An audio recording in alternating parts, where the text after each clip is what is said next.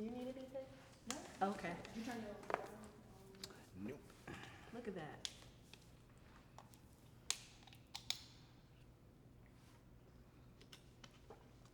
And Aiden, are we good to go? Camera speed. Awesome. Action.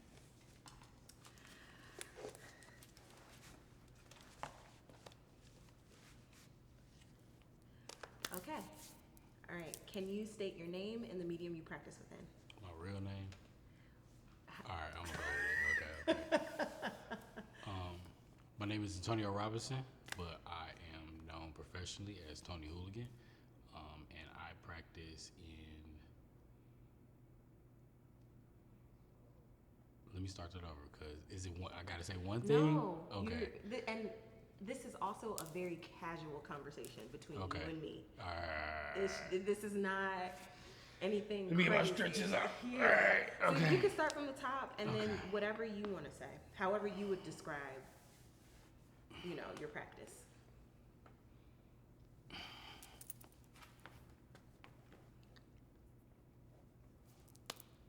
Okay, bet. My name is Antonio Robinson, but I professionally go by Tony Whlgn. My medium specifically is community building. Community building. The research that I've done on you, and from what I know, you also describe yourself as a fine artist and designer. Yes. And so, in your fine artistry, what is your method? I allow my life to guide me through a process of not only discovering myself and my community, but through my passion of creating, I've come to develop a style.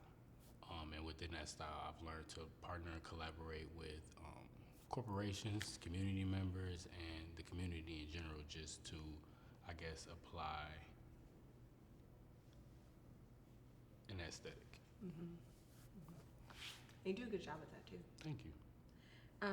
Where are you from? East side of Detroit, 94 and Chalmers. And how did your family get to Detroit?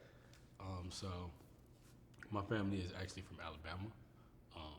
A lot of our family histories date and predate a little further, but it's mostly in the South. I would say my grandfather and his siblings were the first to move up. Shortly after my grandfather met my grandmother, they got married, they had kids, and I was born. First boy. First boy. And what did your grandparents do? Like, what brought them up here? So my grandfather was in the auto industry. He actually worked at a factory. I'm going to have to remember because I was supposed to actually ask them yesterday what It's plant fine. specifically he worked at. I mean, which of the big three he worked for, but I want to say it was GM. Yeah, he came up for an auto job and actually ended up getting injured on the job. And from there, he ended up having to work from home and make an honest living other ways. Yeah. And how did you get into the arts? I got into the arts, I would say, through curiosity. I was a youth, kindergarten, fascinated, seeing, I would say, my kindergarten substitute teacher drawing an image of a minotaur. And the concept of creating something from nothing blew my mind as a child. Early 90s, it wasn't too much going on for us visually from where I was coming from. So when I had seen him do that, I kind of questioned, like, "Oh, what are you doing?" He said, "I'm drawing." I was like, "Oh, drawing? Like, what is that?" And then from that, all I remember is like doodling in class, and then obviously me doodling in class led to the teachers telling my mom about my talents and or my lack of attention to class because I'm drawing and doodling. But then my mom obviously took heed to it. She's very nurturing when it comes to that with her kids, and made sure that at least everything that aligned with what I had an interest in was art related. So shortly after elementary school, we went to a school called Amdale, which was like right around the corner from my elementary school. school, which was Goodale. Um, and that was a performing arts school at the time. So there, my teacher, Carol Mauricio, actually nurtured the students in teaching us different methods of art. So I learned how to do like paper mache, I learned how to paint watercolor, everything that seemed like novel at the time, in retrospect actually has helped me, to center my own craft and learn what it is that I want to take from it. And then obviously after middle school, I ended up going to charter school for 8th grade. In 8th grade, funny enough, since it was a charter school, it wasn't too many creative kids there. So with BB, the most creative, they asked me to make the school a mascot. From there, I ended up making the mascot for the school. They threw it on like currency, and just kind of like passed it out and gave me an award for it. Again, my mama saw that, that only made sense, that I aligned something with art. And then I guess one of my friends at the time, his dad told me about a school called DSA, Detroit School of Arts. There, it was just like, I think I was like last minute in being able to apply, but he came into school, was like, hey, yo, Tony should go there. Mom was like, okay, let's sign him up. I think I honestly probably would have went to Denby if it wasn't anything other than that offered to me. But yeah, I went to DSA, I auditioned, I met great friends. There, my teachers were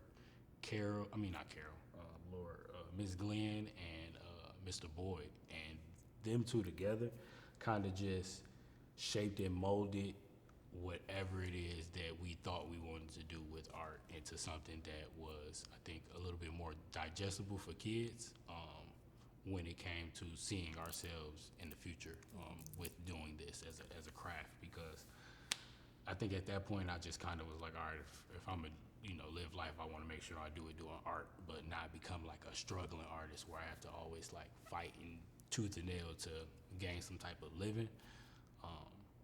And yeah, and then from there I went to CCS, dropped out, and then, the rest is history. Wow, we have a lot of CCS dropout stories. You were not the only artist. Hey, yeah, I'm hip. A couple of them homies. You were not the only artist. Quick question though, did you know who Carol Mauricio was before, like, while she was your teacher? No, I did not. That's wild. No, I did not. So when did you discover? When I moved back to Detroit. Because I obviously lost contact with my middle school teacher, but I came back, think she had found me on Facebook, and then I kind of like just been following the journey. But I came back, we had went to an art show and I seen her in person. I was like, hey, Miss Breeze, how you doing? She was like, hey, Tony, I've been seeing so amazing. But then, yeah, she just Facebooked me the other day. But yeah, I did not know who she was, obviously, at the time. But to know now, obviously, I think adds to the story, not of my own, but to all of ours. You feel me? At the end of the day, because it shows how connected we are all in the city. Like it's huge, but we have like these small community connections that make a big difference in the world. Mm-hmm. That's exactly how I would describe it. So you said, okay, let's go back. You dropped out of CCS, and then what happened? So before dropping out of CCS, I actually formed a collective with my friends at the time. Our actual thought process was we were really into fashion and streetwear. But with us being artists, it was like, we can make our own clothes. But at the time, I think being able to invest in clothing was a little bit much for us. So basically, we couldn't afford it. The concept still stuck around, which is Whlgn. In 2009, I formed the LLC, dissolved that, and then I would say probably 5 years later, once I moved to New York, reestablished the LLC under its proper moniker, which is WHLGN, and then me and my friends would kind of just stay united as a creative collective conscious for not only ourselves, but a resource for our community as well. So we would share resources amongst ourselves, very much so often exchanging services through bartering. So I would help some of my friends shoot on photography sets, just as very much as well. I would invite them into spaces where I would be like doing music design. And then there we would have opportunities to collaborate with other entities to just create great projects. But I think it all started with, I think just having a mindset of wanting to be entrepreneurs and be creative at the same time. And then obviously not conform to the way that society deems us to make a living in life. And then being able to shape and mold that over a course of 10, 15 years is just like, we have a definition now. And after CCS, well, in retrospect, looking back, it's so funny because like, even having dropped out, there's been so many projects that I've been a part of that have had CCS's involvement. Which is kind of just like a little funny. That's hilarious. Yeah. And it's very anti-capitalist of you. So I definitely, I was going to say something. I mess with it. Who are the friends? You don't have to name them if you don't want to, but if you don't mind. So I don't mind. I'll be about transparency. So obviously it's been a long time. So things have changed and things have grown.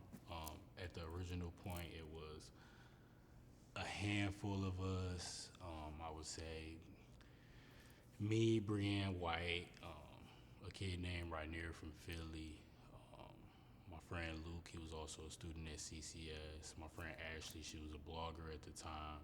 A kid named JB, my best friend Lambert, and my cousin Alante.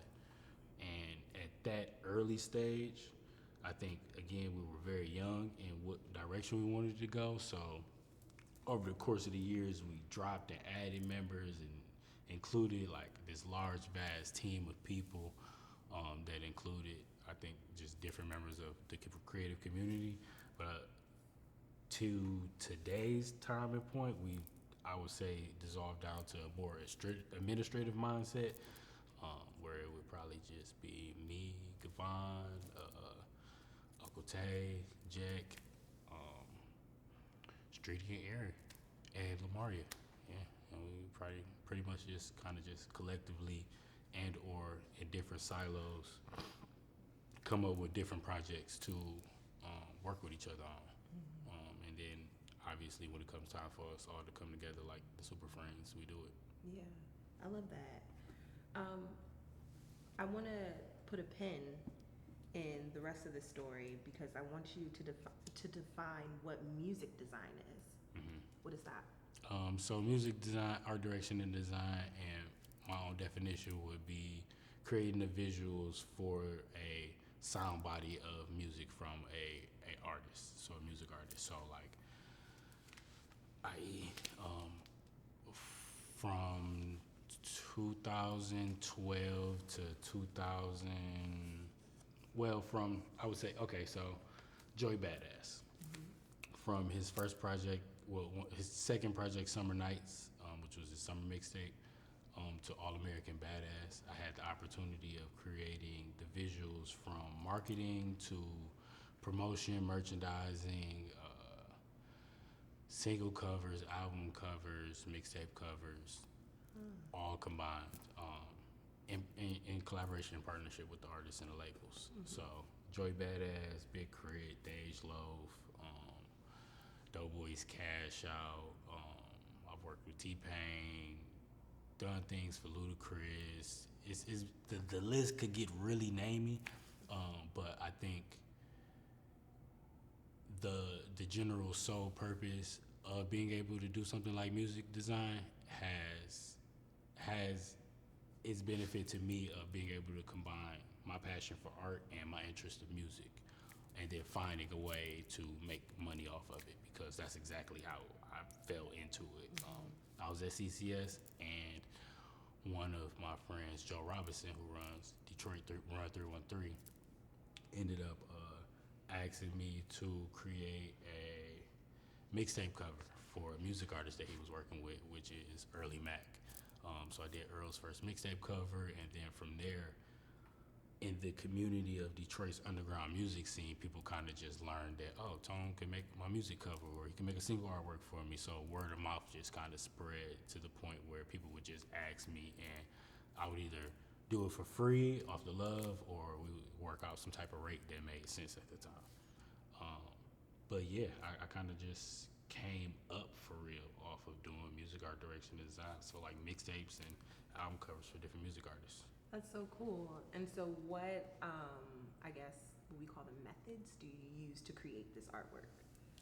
Everything from conceptualizing to physically, I would say, doing the art itself with like my hands as far as painting and stuff go. But I would say it starts with an idea and a thought from not only myself but the music artist. So we take the time, we sit, we conceptualize what not only the title and direction of the project is, but we want to make sure that the visuals speak a narrative to it as well. So for Joey's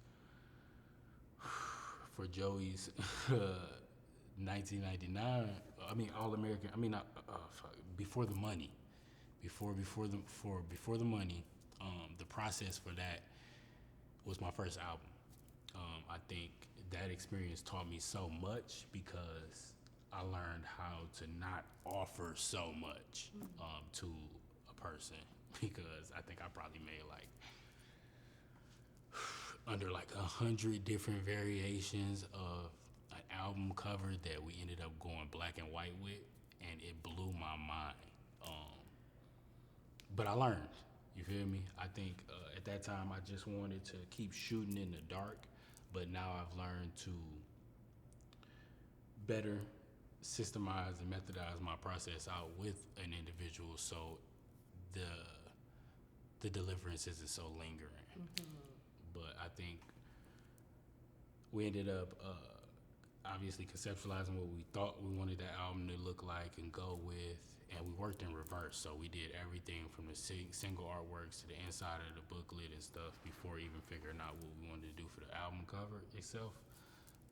I think they even talked to hiring another design agency that ended up falling, you feel me? So it came back, and I think I ended up going through my phone because at the time I worked at Marc Ecko's Ecko Unlimited, and I was a junior designer there. So after hours, we would just kind of like smoke out the office and work late and shit, you feel me? So we went up to the roof, and Joey was just kind of like walking towards the city, and I had my iPhone 4S, and I just snapped a picture, and I was like, oh yeah, this like, that look cool as hell.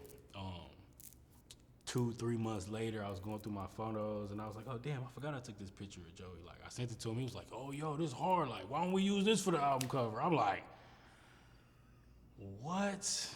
I'm like, what? Like, okay. Let me get it together. And sure enough, I ended up coming up with that, that is the final product for Before the Money. But I ended up using everything from my pencils to create the borders, markers, and stuff to do the title and everything, and creating the logos, from using my phone to doing the photography for the actual album cover. But then I also worked with my good friend D Knows, who shot the entire booklet and all the images for that album. So that's just one process, but each process I would say looks different for each artist, based upon, I would say, like the location that I'm in, and or our range of reference or relationships. So like, i.e. Crit is usually in the South. At that time, I was in New York, but I had just moved to California. So everything about that album process became vocal and communication. So me and Tay had worked on that one. He made sure that the communication between the client and myself was smooth, so that way I could only focus on the creative. But I hopped on the phone with Crit one day, and he was telling me like, yo, I want to do 2 albums. I want the one album to feel like a Tesla, and then I want the next album to feel like a old school, like, a big donker classic. I'm like, okay, I could work with that. And I remember I was just walking in my mama's driveway like, oh my God, like what the fuck do they even mean? Like, you feel me? But I'm like, all right, let me put myself in Crit's shoes. Like, he not necessarily saying he want to see cars, but the images that we use or like the feeling that we give people, he wants it to feel. He wants it to feel different across the board. So we ended up coming with 3 visuals. One for his soulful album, and one for his rap album, and then one for the vinyl that had packaged everything together. So again, a fun process that I again took into further other artists, but I think again like each one is different. But I think now I've learned to approach them in better ways, because somebody will record an entire album for a year, and then will hit you the day they need it released to say, hey, I need some artwork for it. And it will be a very cold to diamond moment for you. Yeah, the pressure cooker is on. Yeah. And that was a lot for me. That was a lot of how I got here type deals. Wow. You feel me? That's so interesting. And now this makes me want to go back to your timeline. So, okay, you dropped out of CCS. You you created Whlgn, the collective. Mm-hmm. You dropped out of CCS. You moved to New York. You just said that you were a junior designer for Ecko. Yes. How did you do that? Between that timeline of dropping out of CCS, which was, I guess, I only stayed there for a year, so 2009, 2010. 2 years of working at Wendy's and TJ Maxx and doing other odd jobs for other artists, doing mixtape covers and stuff. I was like, all right, I need to take my shit serious. Because I kept getting fired. I kept getting fired from the jobs. Like every year, it just wasn't working. I'm like, okay, just if I can't keep a job, then I'll just create my own job. Like, I'm getting enough clients to be able to make more than what it is that I'm getting from these checks sitting here all day. And they not even letting me work for real. Like, if I can sit here and work, I'll make even more money for real. So I'm like, all right, I just ditched the job. That summer, I ended up, I think I got fired from TJ Maxx or Wendy. Actually, yeah, whatever. I got fired. And then because of some circumstantial life-changing situation, and I ended up approaching it as an opportunity to make time for myself. I got on the internet. I created my own contracts. I was Googling what design contracts and shit look like, making sure that, you know, those words fit what my needs were, with a lot of the experience that I had faced with the clients and stuff. I did all of this work, and I think I probably used it on probably like nobody. But the experience that led from me doing the work is what changed my outcome. So like me being prepared to receive whatever it is I was supposed to receive, I had understood that people kept coming to me. So I was like, all right, you know what? Let me go to people now. Let me look for the client, since, you know, I have that opportunity as well. So I can't just be sitting here waiting for people to come to me, even though that was working. So I ended up like hopping on the internet, and I was like, you know, and this is how I found Joey, but let me look for music artists that I like to listen to. Let me start there, that weren't in Detroit. So one of my friends, Jazz, had sent me, and Jazz is, funny enough, one of Kehlani's best friends. But she's from Philly and lives in Oakland now. And she had sent me Joey's 1999 album, and I heard it. I was like, oh, this shit is cool. Like, I can really relate to a lot of this. Like, he raised by his mom. Like, the struggle in New York sound like the struggle in Detroit. Like, let me reach out to this kid. How old is he? He was like 17 at the time. So, like, let me hop on Twitter. He probably had like 17,000 followers, 1,700, something like that. But in his bio, it was like, reach out to somebody for management. So I sent the email to him. I sent one to Dom Kennedy. I sent one to like Rich Hill, a whole bunch of people that I was like listening to at the time. And I still got the screenshots because I was looking at these the other day. But it was a lot of emails of rejection, a lot of emails not getting replied to, a lot of emails with like open-ended responses, like, oh, you know, what's your budget? What's your price? I'm like, oh, well, you know, I've been doing it for free, like maybe 100, 300, you know, maybe something like that. And no response, like, okay, damn, like what you for free? I'll do it for free. Like no response, like damn, like what's working and shit. So I didn't give up. I ended up hitting the email that was on Joey's. They ended up hitting me back at like 3, 4 in the morning. I was still up. They was like, hey, yo, I love your work. Can you give me a call? Can you give me a number? I'll give you a call tomorrow. I'm like, yeah. They're like, come on, let's go. I ended up waiting all day. It was a Sunday for this call, and I remember like pacing back and forth in my mama's kitchen, and my phone ended up ringing, and it was a private number. And at that time, I'm like ducking like bill collectors and shit. I'm like, I'm about to answer this shit. Like, his mom was like, well, it might be the guy. I'm like, oh, you right. Hello? Hey man, it's Johnny Shipes. It's New York, the Echo, and the Priority Kids, and the music and art, and I need you to do this, and can you do it? I was like, yeah, bro, if you could put it into an email for me, like, I'm pretty sure I can get it done. You feel me? And at that time, what they asked me for was they was on tour. And I think it was like a Wiz Khalifa, Juicy J, Pereira tour or something. And they needed artwork for a playlist for every stop that they were doing. And I think they need like this artwork for Canada and shit.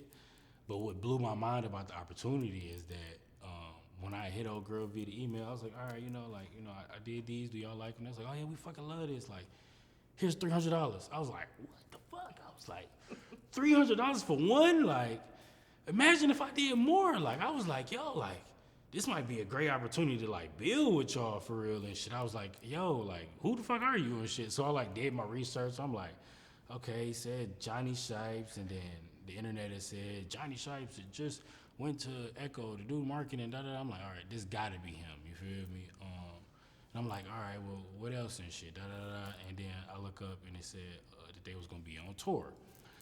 So I looked at tour dates, and then I think like the next following week they was gonna be in Detroit. So I had my driver's license and shit, so I hit him. I was like, yo, I seen that y'all was gonna be stopping in Detroit next week. Like, y'all mind if like we link up or something and shit? He like, yeah, man, of course, meet us. We're gonna be at this hotel. I'll hit you when we land. I'm like, all right, bet. So I hit my best friend Streety.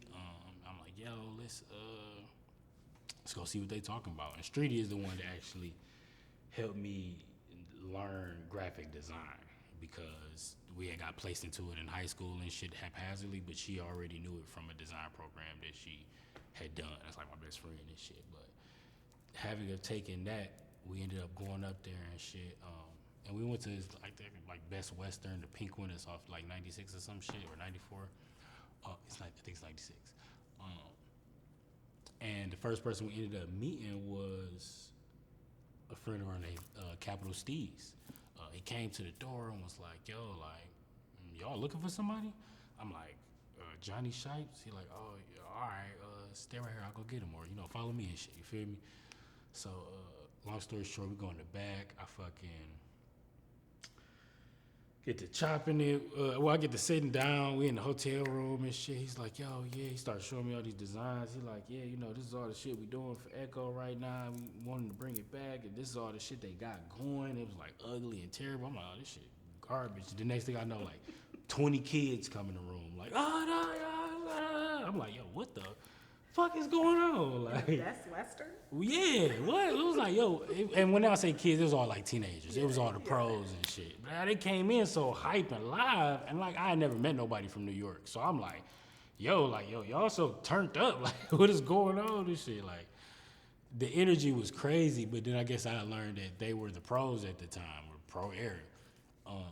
So I'm like, I'm listening to Johnny. He like, yo, like, you think you'll be able to move to New York and help us like bring Echo back? I'm like, move to New York? He like, yeah, like, I'm like, yeah. I'm like, let me tell my mama and shit, because I'm like 20 at the time, so I like still living with her. I'm like, yeah, I'm like, let me check it with her and shit. I'm like, yo, ma, like, this guy asked me to move to New York. She like, you grown. Like, do you want to go? I'm like, yeah. She like, all right then, like, figure it out. I'm like, okay, bye. And then sure enough, he was like, yeah, I'll talk to the people there and shit. I'll get you hired, and you know, then you'll do a couple designs, and then you can use that money. Then you come to New York. You feel me? So I ended up, short enough, doing a bunch of like designs for Ecko and shit, and they approved them and shit for real. And then that allowed me the opportunity to get hired. I remember being like, funny enough, I remember reading the job application. That shit was like college. They said college. What kind of college degree do you got? And I was like, I'm like, damn, bro, I didn't just hit a brick wall. I was so happy about this opportunity. I'm like, damn, like, I ain't gonna be able to get this job because I ain't go to college. And I called him. I was like, yo, bro, they asking for, you know, a college degree. I didn't go to school. He like, man, what? Fuck, skip that shit, man. Like, finish filling that out and then, you know, send it over and shit. I'll talk to him about it. I was like, okay. And I ended up getting hired.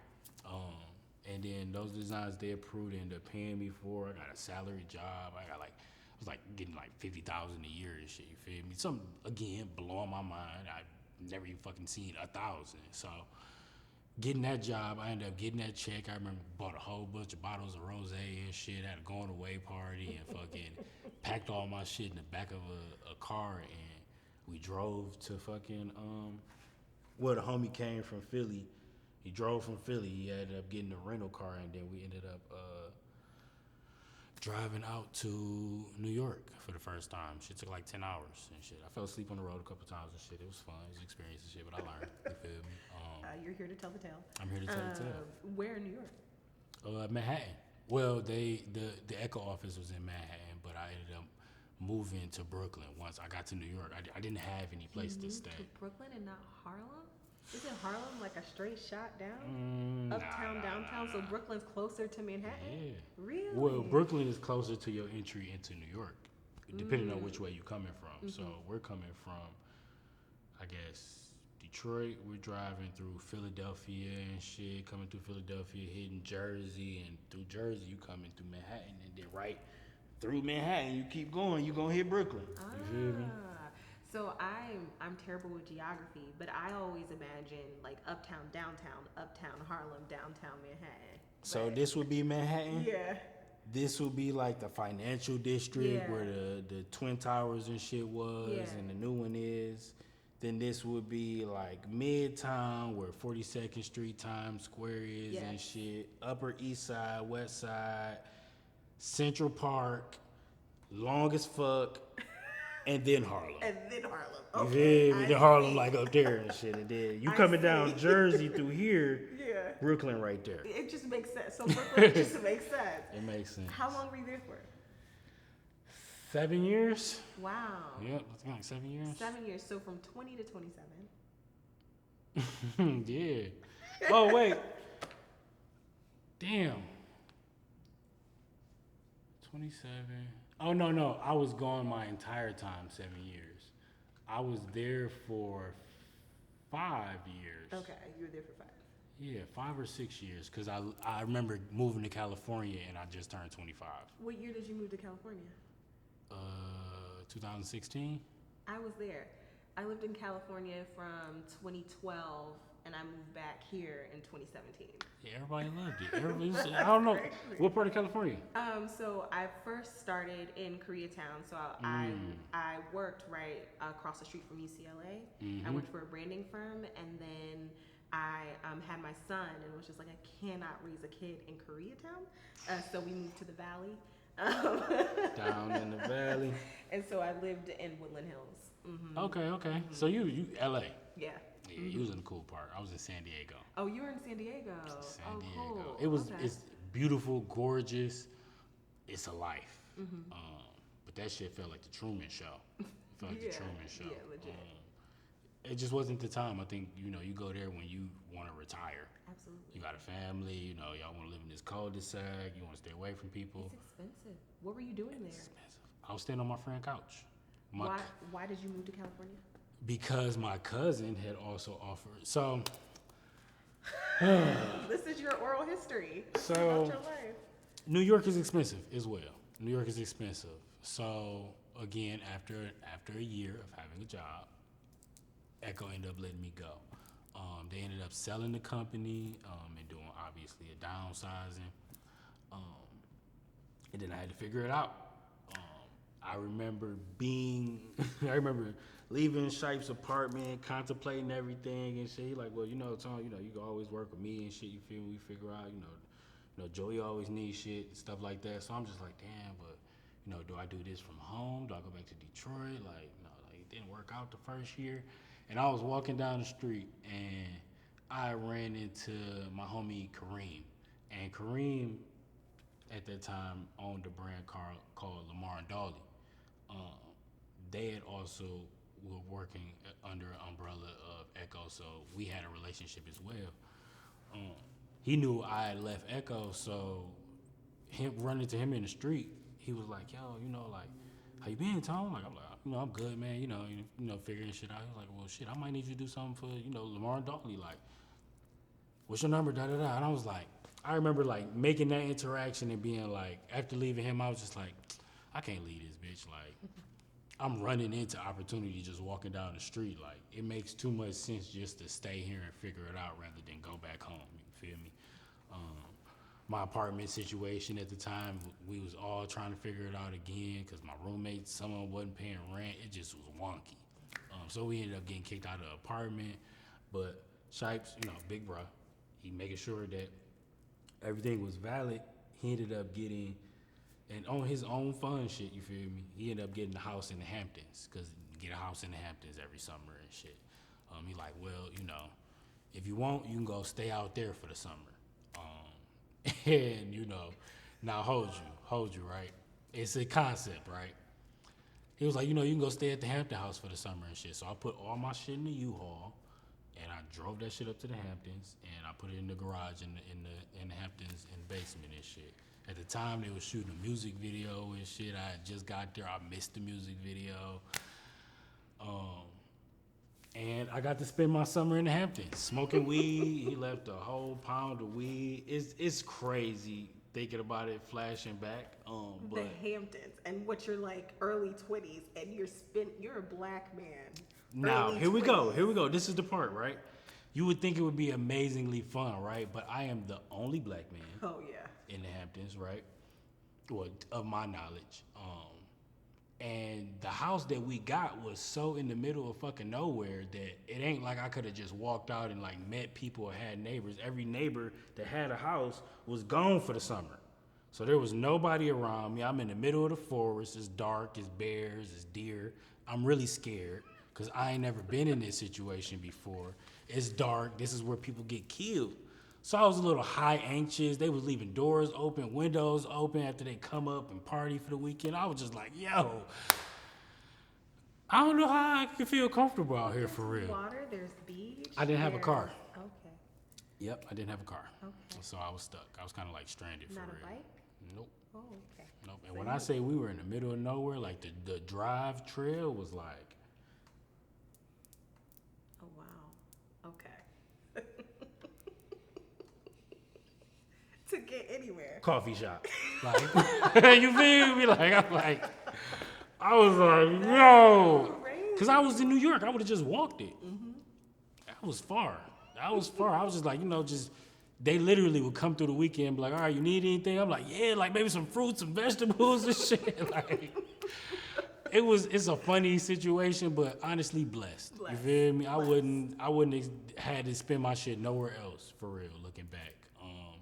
Like I said, I got to sit out there. I was drawing, designing shit all summer, getting paid for it, so I really had no complaints. I think also I had a salary job, so I got like a severance check or some shit. So I got unemployment and things like that. Like, I was able to survive. And then through that first year, after that first summer of survival, we came back and Shipe was like, all right, I got to move out my place too, so why don't we all just find a crib now and shit. So we ended up moving back. I'm blessed, man. I'm blessed. You are so blessed. We ended up moving back. To the city, and he was like, all right, you go stay with my friend Taylor. She live in Chinatown, so I go stay on this girl couch, this white girl couch, for a month. No job, mind you. I'm just here because Shipe sent me here. She's like, oh yeah, Tony, it's so cool. I'm like, I gotta get out. You feel me? I gotta go make, I gotta go make a life out there and shit. You feel me? I can't be in here and shit. But after the first month, we was doing like apartment shopping, which turned into like house shopping, and we ended up finding this brownstone. Like I was going with Shipes and his brother, and his brother Jesse, and it's just, it just was a fun experience, man. Shipes and Jesse like two Jewish brothers, so they just are derelicts and are really like just funny together. So to live with the both of them, I just learned so fucking much. We ended up getting a brownstone, which was in the middle of downtown Brooklyn on Atlantic Ave. To be specific, it was 540 State Street, which is 2 houses down from where Jay-Z used to live. I know the, yeah. Yep, 2 houses down from where Jay-Z used to live. Yeah. And it was beautiful. I was living in fucking brownstone. I lived on the top floor. Jesse was in the room across from me. Shipes had the second floor, and the first floor was like our office and shit. And then the basement was Kirk Knight room, who's also a music producer and part of Pro Era. And then it was the kitchen in the backyard and shit. And then Shipes and Jesse decided they wanted to get cats, so we got 3 cats. But it was good because there was a rat problem. And living in New York, yep, they would keep bringing in rats, live and or dead. So we had to get that shit figured out. And I remember it was a sad day when the exterminator came through, because it was about, like, I would say 40 dead rats that crawled up out of the ground to die, because the way that they did it, like put poison in the ground and shit wherever they burrow, and they just came up to die, and the shit smelled horrible. But we had so many fun experiences in that damn house. We damn near, it looked like we set it on fire, but we really just smoked that bitch out. We put a whole bunch of weed in a leaf blower and set it on fire. And this is before, they even got the official ones now. They put that shit in a bowl with some aluminum foil. At the time, I met AJ Sour Diesel, who was the guy who created the Sour Diesel strain. He had brought a whole bunch of weed. We just lit it, and we couldn't breathe once that shit got to going. The whole house was filled with smoke. Anywhere between 2014 and 15. Yep. Okay. Anywhere between 2014 and 15, maybe even 13. Shit. But. So you were there at the brownstone. Yeah. And then why did you move to California? So brownstone shit didn't work out. Left, got an apartment with Jesse. I freelanced for the next 2 years. My time frame is just all fucked up and skewed. It's been a long time. But I want to say I had that career for 2 years doing freelance, and what I felt was that all of my money was going back to living in New York. Everything that I was making was getting spent to stay and survive there, whether it was just paying the rent and then like, all right, well, what the fuck I got to eat this month and shit, you feel me? Like, it just was a little too much of a concept to grasp when there was an opportunity for my cousin, which I got so far from that, which my cousin was like, hey, yo, you want to come to California? I just moved, I got married, family and shit, but he lived on a military base.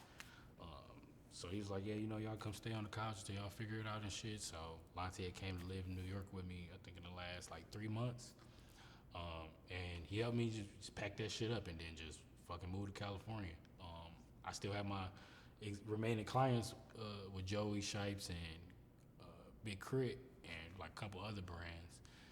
But the whole reasoning was to get a change of scenery at the end of the day and save some money. Being able to sleep on the couch obviously helped with saving some money. But then from that couch, we just went to another couch situation, which was my other friends, because being on a military base is a little steep. You feel me? It's not easy to leave that motherfucker. So we ended up, it's not easy to do anything that you want to do in that motherfucker. So we ended up leaving and going to, we were still in San Diego, but going to my friends who I actually stayed with the first crib in New York that one of them wasn't paying rent. They were from California. They had a big ass house that their mom had let them fucking live out of and shit. So we just went there, got a room in there and shit, and then rest is history. I kind of just focused on art in that room, painting, doing what it is I seen and remember myself doing as a kid. Because I was like, I really want to be a painter, an artist. But design was really pulling me away from that shit because it just was client based, is what other people's needs were. But yeah, I left to do me. And then you left San Diego and moved back to Detroit. Yep. Why? Again, for the same reason. Well, like I said, like being in San Diego felt like the Truman Show. Like it was beautiful, but again, none of this shit was ours. Like this was my friend's house. This was their mom's situation. So if anything felt uncomfortable, it would be passive aggressively brought up. So honestly, me and Tay kind of just was like, yo, I had seen that he was enjoying himself. He had seen that I was enjoying myself, but we never talked about, our existence there for the future.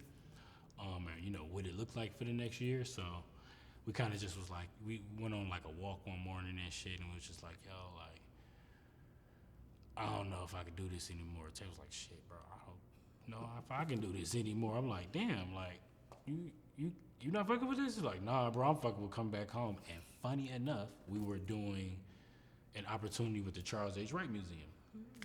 It was the African World Festival at the time, and Streety had needed some stand-ins for some makeup. People kept calling me in to do other design shit. It just made more sense to be back in Detroit at the time. So with that, me and Tay was just like, yo, all right, well, let's just, on this next trip, figure out if we're gonna stay or not. And kid you not, we still had shit in California. We had a room, clothes, all that shit, but we hit Detroit and it felt like everything just hit the ground running. Like it was so many dots connect, people to talk to, opportunities to build. It felt more purposeful than being in San Diego trying to figure it out, trying to make it to LA every 30 minutes or every time we could get a ride or some shit. Like it just felt right. It felt right. Yeah. What year did you move back? 2018, I believe. Yep. Wow. And so then, when I first met you, I came with Taylor, and it's you have like this. What would you call it? Space On the east side. Yep. So is that what you came back to, or no? Nope, not even. We ended up coming back to nothing. Like I went to go stay with my mama for the first month, and then after living with my mama, after living on my own for so long, that shit was not cutting it. Like I was like, I don't know if I can be here too long. So me, Tay, and Brienne ended up getting a house in the North End, which became Whlgn House, where more than half the city creative fucking ideas and came from and shit. Just with people passing through, doing different projects, sharing different ideas and resources, hanging out, chilling, or just being around other like-minded individuals. Yeah. And I say like next 3-4 years and shit, we kind of just ran that house. And then during the pandemic, which was close to being our last year in that house, obviously the pandemic hit and it was a whole bunch of online courses. And I ended up taking a course with building community value, Build Institute, stuff like that. I did it online, and building community value helped me to understand the process of not only being a developer of my own community, but how to purchase a building. So I was introduced to the building space opportunity through my friends Monique and Elise, who own Mona Lisa Development. With their help, we found the space, we share ownership, and we've constituted a structure that makes sense for everybody involved. Mm-hmm. And so you live there, but you also work there. I don't live at the space, but I live next door to You the live space. next door to the space. That's so cool. if you forget your keys a lot, don't be feeling cool in the moment. Like, I'll be like, damn, I fucking left something at the house. Shit. Oh, damn, I left something at the studio. Oh, damn, I never grabbed it. But you're there. I'm there. But You you're feel me? there, and you're home. Yes. And that's beautiful. Yes. Wow, what a crazy ass timeline. Let's something that I wanted to hit on specifically was you designing the African World Fest T-shirt. Oh, yes. Can you talk about that? Yeah, so that experience was, I think it was a full 360, simply because, like I said, having the opportunity of coming back to Detroit through the Charles H. Wright and African World Festival, to be asked to design a T-shirt, if not poster, in collaboration with them, I think was a bit eye-opening to see how everything not only aligns, but like how we're on the right path and page at the end of the day. Yeah. And of course, like, I think being able to create images and clothing that depict my own artwork is something that I want to do more of. So having opportunities to partner with you guys on doing that just made it even better. Yeah, I wear it all the time. Really? It's a great shirt. My son wears it Y'all gotta all send the me time, pictures too. of them so I can post them myself. I don't know. I'm straight on that, but just know that me and my son wear our shirts I love religiously. I appreciate it's really, that. really cool. Thank you. You did a great job. Let's talk about recognition. Have you won any awards for your work? Yep. I don't know if it's, well, yeah, I guess so. Like, in my younger years, I won like a whole bunch of like drawing and design awards, like scholastics and stuff like that. I think the award that I am most proud of would be the gold plaque that I have for doing music art direction and design. So I got a plaque for doing Before the Money. I'm actually owed some more plaques. I ain't gonna say shit though, but we're gonna need to follow up with that. Period. But yeah, I did one for Before the Money, and I hold that one prized because when I was doing that, I never expected or assumed that designers or artists got anything recognition wise for it because of the process that I experienced with so many artists and labels when doing the artwork in general. Sell all your rights. You don't own this. We need this right now. It's just material and shit. Just didn't feel like it amounted to anything. It started to feel like absentless and soulless. So when the label had recognized me with like the email, like, hey, Tone, like, the record just sold 500,000 or, whatever it makes to go gold. Like, what name do you want to put on your plaque? I fucking bust out in tears. I was like, yo, like, plaque? Like, I feel like a rapper. Like, what you mean? Like, we need plaques everywhere now and shit. It was heartwarming. And it opened my mind to the possibilities. And then obviously I seen like my other friends get plaques and shit who also designed, and it felt like a community thing for real. Follow up on those. Get your things. Yeah, right. Get your things. Vaughn, you heard that? We got to follow up on them plaques. Period. And we're gonna wrap. I'm sure we are. Yes. It is What time is it? It is 3:05. We were supposed to end about 20 minutes ago, but yeah, it'd be a lot. That was a crazy ass story though. 2 more questions. With a last one, so 3 questions. Okay. I'll keep them short and brief. Yes. Who would you consider to be your contemporaries? Like my friends in art? Yeah. Oh, Shifi, Phil, India, Tony Rave, 50, Darius, Tiffany, Tiff Macy, all the homies for real. I'm trying to name drop as best as I can, but anybody and everybody that we've seen grow from our younger years to today, I think we have a very respected relationship amongst each other, and I consider them my contemporaries. Mm-hmm. That's beautiful.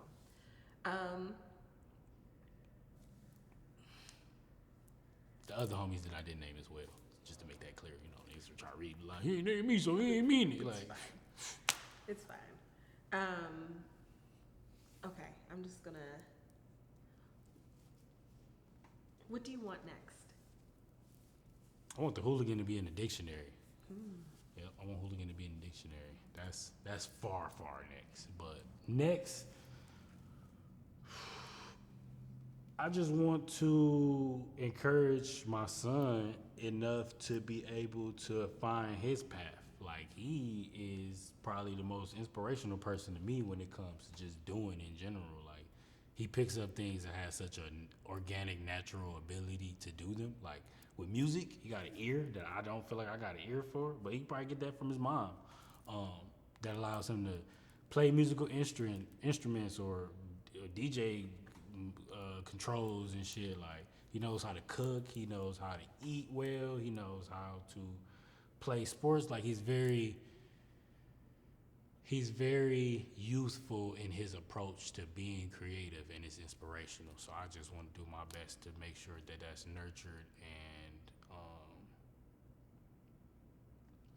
in a delicate manner. Mm-hmm. How old is he? 4, big 4. He was a big 4. I love that for him. And then lastly, is art education important? Oh, 100%. 100%. I believe art education is the most important thing of schooling. I'm like, but I mean, so is it necessary? 100%. I think in my earliest years, I remember saying I wanted to be a teacher, and in my eldest years, I've learned that has just become me being able to teach what I've learned with art because of what it has taught and given me. Mm-hmm. I want to be able to show others that if and when you do what you love, you can reciprocate a life of cool shit. Yeah. You know, people like, oh, that's cool and shit. I'm just walking to the store. Like, you feel me? But in perspective, not a lot of people have the opportunity to do the things that we are all grateful to enjoy sometimes, even if it is like walking to the store. It might be an area where walking to the store ain't safe. You feel me? Mm-hmm. Or in the Hamptons. Or in the Hamptons, where it's fucking 3 miles away. Wild. What a life. What a life you have lived. You should be very proud. Very. Is there anything else? No, I want to talk your head off. Do you got anything else? No, I don't. I got all the details, man. What? So many stories. So great. This was so great, and hopefully this is one of many oral history projects that you get to be a part of, because you have done so much. Thank you. But yeah, that's it. Let's go. Awesome.